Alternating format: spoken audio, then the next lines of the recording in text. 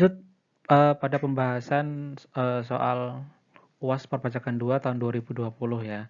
Kali ini adalah studi kasus 3 yaitu rekonsiliasi fiskal PT Stanco. Rekonsiliasi fiskal ini berarti termasuk rekonsiliasi fiskal positif dan juga negatif ya. PT Stanco adalah perusahaan jual beli komputer yang menyewa sebuah ruko di Tangerang Selatan. Perusahaan juga memiliki gudang, tetapi letaknya sangat jauh dari lokasi toko sehingga disewakan kepada pihak lain. NPWP perusahaan adalah 01 sekian sekian sekian. Kemudian pada soal ini akan ditampilkan laporan laba rugi perusahaan tahun 2019. Terus penjelasan atas pos atau akun dalam laporan laba rugi adalah sebagai berikut ini. Di penjualan tahun 2019 ini adalah penjualannya adalah 60 miliar rupiah. Berarti dia di atas 50 miliar ya. Sehingga tidak mendapatkan fasilitas pasal 31E. Kemudian penjualan ini lebih tinggi 10% dari penjualan tahun lalu.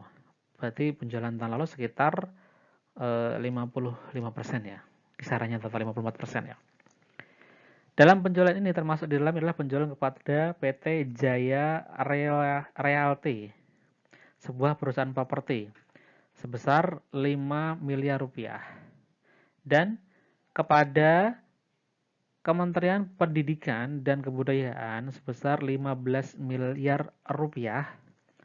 Dan atas transaksi ini telah dipotong PPh pasal 22, yaitu sebesar 1,5% tentunya ya, dari transaksinya dengan dengan Kementerian Pendidikan. Kalau misalnya penjualan kepada PT Jaya Realty, belum ada informasi apa-apa ya, ini seperti penjualan biasa ya, belum ada informasi lanjutannya. Kemudian yang kedua adalah mengenai harga pokok penjualan, yaitu sebesar 52 miliar, yang berasal dari persediaan awal 5 miliar, pembelian 60 miliar, persediaan akhir 13 miliar. Ya, berarti kan ini ya, ditambahkan, kemudian dikurangi itu ya. Dalam pembelian ini terdapat transaksi kepada CV Cocor, yang dimiliki oleh anak salah seorang direksi perusahaan. Ya. Nilai pembeliannya adalah sebesar 10 miliar rupiah. Jika dibeli pihak ketiga yang tidak ada hubungan istimewa, maka nilai transaksi tersebut seharusnya hanya 5 miliar rupiah saja. Metode pencatatannya sudah sesuai dengan ketentuan perpajakan. Di sini PT Tutor dianggap memiliki hubungan istimewa, ya. Sehingga nanti atas transaksinya ini nanti akan dilakukan koreksi ya. Yang ketiga, atas selisihnya tadi ya. Yang ketiga, dari pos gaji dan upah sebesar 5 miliar terdapat beban pajak pegawai. Sesuai dengan kesepakatan kerja, perusahaan menanggung pajak semua pegawai dan dibebankan dalam beban pegawai. Kemudian, di tahun 2019, jumlah pajak yang ditanggung adalah sebesar 200 juta rupiah. Ya. Ini PPh pasal 21 yang ditanggung PT ya. Tapi kemudian sebenarnya itu dibebankan kepada pegawai. Sehingga atas PPh ini seharusnya itu menjadi unsur dalam penghasilan bagi pegawainya itu. Ya, berupa tunjangan PPh pasal 21. Nah, atas hal itu juga sebenarnya juga bisa dibiayakan juga. Ya. Jadi masuk ke beban tapi juga bisa menjadi pengurang gitu. Yang keempat, sewa kantor sebesar 100 juta rupiah. Karena perusahaan menyewa kantor dengan harga sewa sebesar 200 juta rupiah untuk 2 tahun mulai tahun 2019 dan telah dikenakan biaya final 10%. Jadi sewa kantor yang diakui pada tahun bersangkutan itu hanya yang di tahun bersangkutan saja, yaitu 100 juta rupiah. Nah, perusahaan membayar 200 juta tapi untuk 2 tahun, ya. Sehingga yang dapat diakui bebannya adalah yang hanya setahun saja. Adapun mengenai PPh finalnya ini adalah PPh pasal 4 ayat 2 yang dilaporkan di SPT masa PPh pasal 4 ayat 2 final ya. Terus yang kelima, jasa manajemen sebesar 200 juta rupiah. Perusahaan menggunakan jasa manajemen dari Stania Konsultan yang dimiliki oleh pemegang saham yang sama. Atas jasa sejenis jika dilakukan oleh pihak lain yang tidak berafiliasi sebesar 150 juta rupiah. Di sini ada biaya 200 juta rupiah tetapi jasanya itu dilakukan oleh pihak yang berafiliasi. Dalam hal pihak-pihak yang memiliki hubungan istimewa itu melakukan transaksi, maka transaksinya itu seharusnya memiliki nilai atau rentang laba yang sama dengan perusahaan independen. Artinya, 200 juta ini harus dikoreksi dan disamakan dengan pihak independen, yaitu sebesar 150 juta rupiah, sehingga 50 juta rupiahnya nanti dikoreksi fiskal positif. Ya. Yang keenam, transportasi dan perjalanan sebesar 250 juta rupiah. Dalam jumlah tersebut termasuk paket tur ya, untuk manajer pemasaran sebesar 20 juta rupiah karena berhasil mencapai target penjualan. Ya. Di sini kalau kita hanya bicara mengenai beban transportasi dan perjalanan, maka atas bonusnya kepada manajer ini berupa paket tur itu tidak bisa diakui sebesar 20 juta rupiah. Tetapi kalau misalnya kita menggunakan kacamata yang lain, ya bahwasanya nilai 20 juta rupiah itu seharusnya masuk ke biaya gaji dan tunjangan ya, dan bonus dan lain sebagainya ya. Maka atas gaji dan tunjangan itu bisa dibebankan dan nantinya menjadi objek PPh pasal 21 ya, dipotong PPh pasal 21. Nah, ini ada dua sudut pandang ini, yaitu dikoreksi dari transportasi dan perjalanan atau masuk ke dalam beban gaji atau beban yang lainnya dan kemudian menjadi objek PPh pasal 21. Di sini nggak ada keterangan apakah itu dipotong PPh pasal 21 atau tidak, nggak ada keterangan. Yang ketujuh, biaya perbaikan dan pemeliharaan sebesar 50 juta rupiah ya. Dalam jumlah ini termasuk biaya perbaikan gudang 10 juta rupiah. Dan gudang ini sedang disewakan oleh kepada pihak lain. Maka biaya perbaikan gudang yang disewakan kepada pihak lain sebesar 10 juta rupiah itu tidak dapat dibebankan ya secara fiskal, sehingga ini harus dikoreksi fiskal positif. Yang ke-8, biaya utilitas sebesar 100 juta rupiah, terdiri dari biaya air 20%, berarti 20 juta, biaya listrik 50%, berarti 50 juta, telepon 30% ya, dan termasuk tagihan pulsa untuk direksi dan pegawai pemasaran sebesar 8 juta dan juga 4 juta. Nah, atas pulsa ya kita ingat kembali ya, bahwa pulsa itu yang dapat diakui adalah sebesar 50% saja ya. Untuk yang pulsanya ini ya. Kemudian 9. Penghapusan piutang sebesar 200 juta rupiah merupakan penyisihan atau pencadangan piutang tak tertagih. Kemudian realisasi piutang tak tertagih yang telah diserahkan dilaporkan kepada KPP tahun itu adalah sebesar 100 juta rupiah saja ya. Maka atas penghapusan piutang ini itu kan harus memenuhi beberapa syarat ya. Di antaranya harus dilaporkan ke KPP, kemudian nantinya akan menjadi penghasilan bagi yang hutangnya dihapus, kemudian harus dilaporkan kepada pengadilan dan lain sebagainya. Jadi ada banyak ya, tergantung syarat-syaratnya. Dan di sini yang telah dilaporkan kepada KPP hanya sebesar 100 juta saja, sehingga atas selisihnya yaitu sebesar 100 juta yang lain itu harus dikoreksi fiskal positif. ya, nggak boleh dibiayakan karena tidak memenuhi syarat. Yang 10, biaya iklan dan promosi sebesar 52 juta rupiah. Dalam jumlah ini termasuk promosi untuk penjualan komputer sebesar 50 juta rupiah dan iklan sewa gudang sebesar 2 juta rupiah. Sehingga atas transaksi ini, untuk yang sewa gudangnya, ini nanti juga dikoreksi fiskal positif ya, karena terkait dengan penghasilan final ya.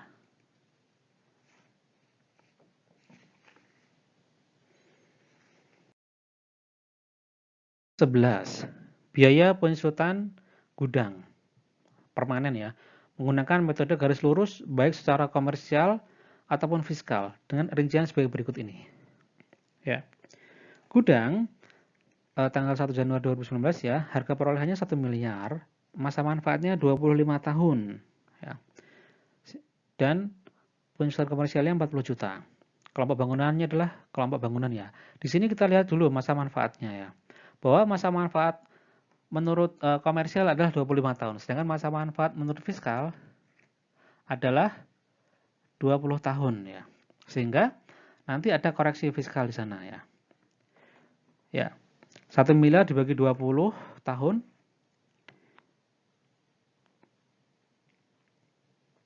Berapa ini jadinya? 25 20 ya. 50 miliar ya, 50 juta rupiah ya. Tetapi kita lihat kembali bahwasanya gudang ini ya, bersifat permanen ini ternyata di soal informasi yang di atasnya adalah disewakan. Dan dia meroleh penghasilan yang bersifat final. Sehingga meskipun ada penyusutan di sini ya, ada perbedaan ini ya. Tapi karena penyusutannya itu adalah terkait dengan penghasilan yang final atau bersifat final, maka nggak ngaruh apa-apa di penghitungan tahunan PPh badan dengan tarif umum. Kemudian yang kedua, 12. Biaya penyesuaian kendaraan sedan ya, yang digunakan oleh direktur menggunakan metode garis lurus, baik secara komersial ataupun fiskal dengan rincian sebagai berikut ini. Tanggal perolehannya 1 Januari 2019 ya, ini biar gampang ya, ngitungnya ya sekaligus tahun ya, nggak perlu per bulan ya. Harga perolehannya 200 juta rupiah, masa manfaatnya 10 tahun dan kelompok golongan 2. Ya. Penyesuaian komersial adalah 20 juta. Kita tahu bahwasanya kelompok 2 itu kan harusnya masa manfaatnya berapa nih? 8 tahun ya. Ya. Maka penyusutannya seharusnya adalah 200 juta dibagi 8 tahun. Ya, sama dengan 25 juta. Kemudian unsur yang kedua, bahwasanya kendaraan ini adalah sedan dan digunakan oleh direktur. Yang berarti yang dapat diakui itu hanya sebesar 50% saja ya. Maka nanti 50% dari 25 juta rupiah sama dengan 12,5 juta rupiah. Sehingga ini yang bisa diakui. Ya. Atas selisihnya ini ya. Selisih ini nanti dikoreksi fiskal positif. 13. Biaya lain-lain terdiri dari hal berikut ini. Entertain sebesar 30 juta rupiah, hanya 50% yang dilengkapi dengan daftar nominatif. Ingat, untuk yang entertain, dia harus dilengkapi dengan daftar nominatif. Kalau misalnya tidak ada daftar nominatif, maka dia harus dikoreksi, sehingga atas 15 juta rupiahnya nanti akan dikoreksi fiskal positif. Ya. Artinya, tidak dapat diakui sebagai beban atau biaya. Nah, daftar nominatif itu berisi apa saja, yaitu berisi nama, NPWP, kemudian berapa jumlah yang diterima, kemudian berapa PPh yang telah dipotong. Ya. Yang B, baju seragam 5 juta rupiah terdiri dari seragam satpam 500 ribu rupiah, sisanya seragam olahraga. Ingat bahwasanya ada pakaian-pakaian yang atas pembeliannya itu bisa dibebankan, seperti satpam, kemudian pemadam kebakaran gitu ya. Nah, kalau sisanya, kalau seragam olahraga ini tidak dapat dibiayakan, artinya dia harus dikoreksi fiskal positif sebesar Rp4.500.000. Yang C, denda pajak sebesar 1 juta disebabkan keterlambatan pelaporan pajak. Ya, ini sanksi administrasi pajak ya. Sanksi administrasi dia juga tidak boleh dibiayakan. Berarti nanti dikoreksi fiskal positif. Terus PBB gudang 1,5 juta rupiah adalah pembayaran pajak daerah atas gudang yang disewakan. Nah, gudang yang disewakan ini kan kita lihat tadi bahwasanya gudangnya ini kan ada penghasilan final. Ya. Maka biaya-biaya yang terkait dengan penghasilan final harus dikoreksi sehingga nanti akan dikoreksi fiskal positif sebesar 1,5 juta rupiah. Yang E. Pajak mobil dinas direksi 1,2 juta rupiah dibayar oleh perusahaan. Nanti juga dikoreksi sebesar 50%. Yaitu 600.000 rupiah nanti nggak boleh dibiayakan. Sedangkan 600.000 rupiah lainnya dapat dibiayakan. Yang F. Biaya makan dan minum 6 juta rupiah diberikan kepada semua pegawai dan di kantor. Ini boleh-boleh saja, nggak ada isu ya. Kalau misalnya itu hanya diberikan kepada pegawai tertentu saja, nah, maka itu makan dan minumannya itu merupakan natura yang tidak dapat dibiayakan karena hanya kepada pegawai tertentu saja. Tapi kalau kepada seluruh pegawai maka itu dapat dibiayakan.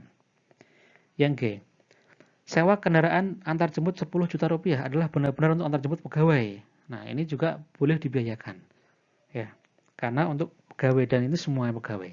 Bukan untuk direksi saja atau pegawai tertentu saja. Yang ke tadi adalah sewa itu ya. Ya, itu PP pasal 4 ayat 2, nggak ada isu di sana. Kemudian yang ke-15, keuntungan penjualan saham sebesar 20 juta rupiah dari PT Uni ya.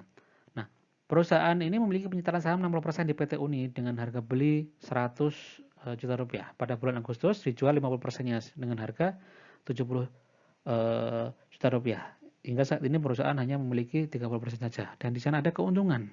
Ya. Kemudian berikutnya berarti itu apa maksudnya? Itu adalah penghasilan lain-lain ya, keuntungan penjualan saham itu ya. Terus 16. Keuntungan penjualan suku cadang 2 juta rupiah berasal dari komputer yang telah rusak, yang kemudian dibongkar dan dilakukan penjualan suku cadang yang masih bagus. Ini berarti penghasilan lain-lain ya.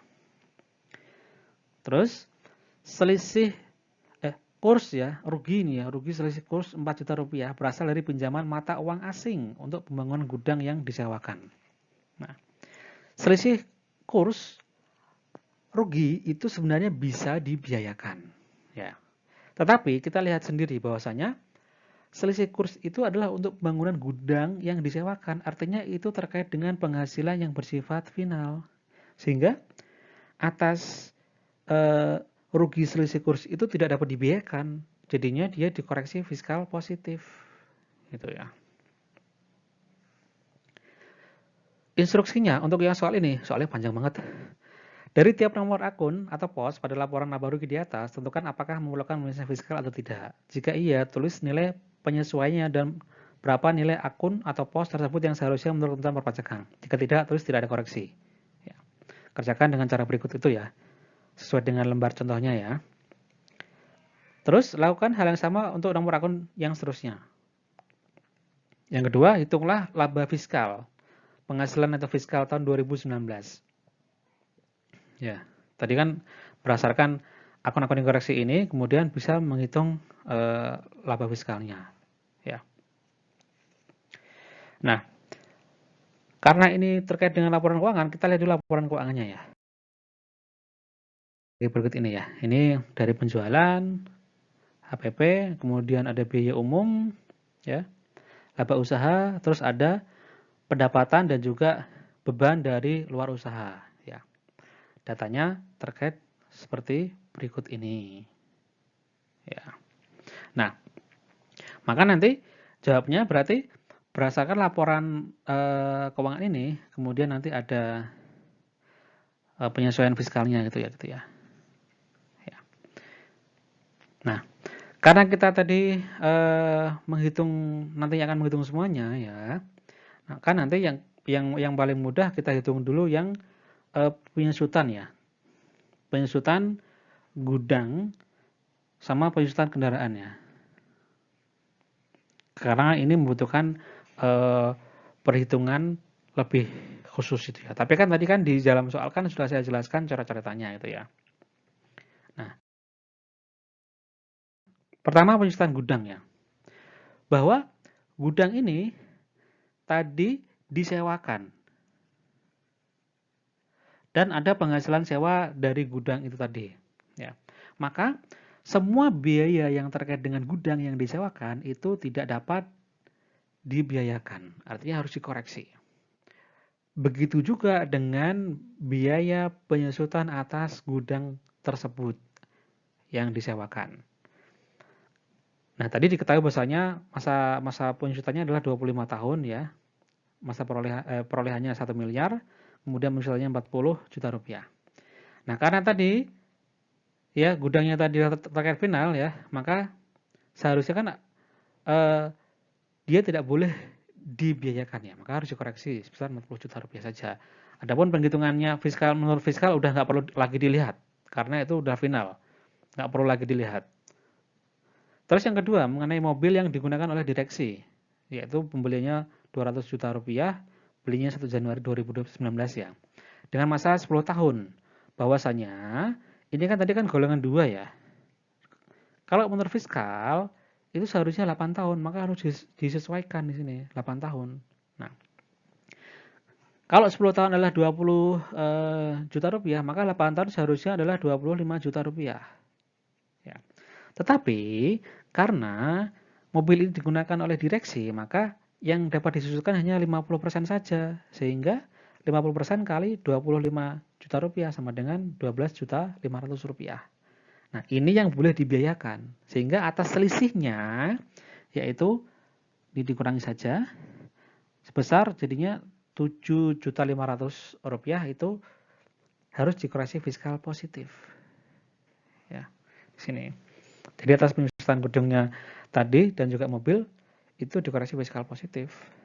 Sehingga nantinya ya. Dari penjualan tadi ya. Penjualan di sini tidak ada koreksi karena hanya terkait dengan apa tadi yang kalau misalnya dijual kepada PT Areal tadi itu hanya penjualan biasa. Kalau misalnya itu dijual kepada Kementerian Pendidikan tadi itu hanya terkait dengan PPh pasal 22 yang menjadi kredit pajak. Kemudian mengenai HPP-nya itu dikoreksi 5 miliar rupiah ya. HPP-nya atas transaksi tadi. Terus mengenai gaji dan upah dikoreksi sebesar 200 juta rupiah atas penjelasan tadi. Sewa kantor nggak ada ini ya, karena terkait dengan yang tadi. Kemudian jasa manajemen dikoreksi fiskal positif sebesar 50 juta rupiah karena ada hubungan istimewanya. Seharusnya kan tadi yang dapat dialihkan 150 juta rupiah ya, maka selisihnya 50 juta rupiah dikoreksi fiskal. Terus transportasi dan perjalanan ini sifatnya relatif ya, yang 20 juta rupiah itu ya. Tadi sudah jelaskan ada dua opsi ya, itu di sana nggak boleh masuk kepada transportasi dan perjalanan, tapi masuk ke sewa gaji dan upah ya. Tapi kalau gaji dan upah itu kan nanti ada PPh pasal 21-nya. Sayangnya tidak ada informasi mengenai pemotongan PPh pasal 21 ya. Sayangnya di sana ya.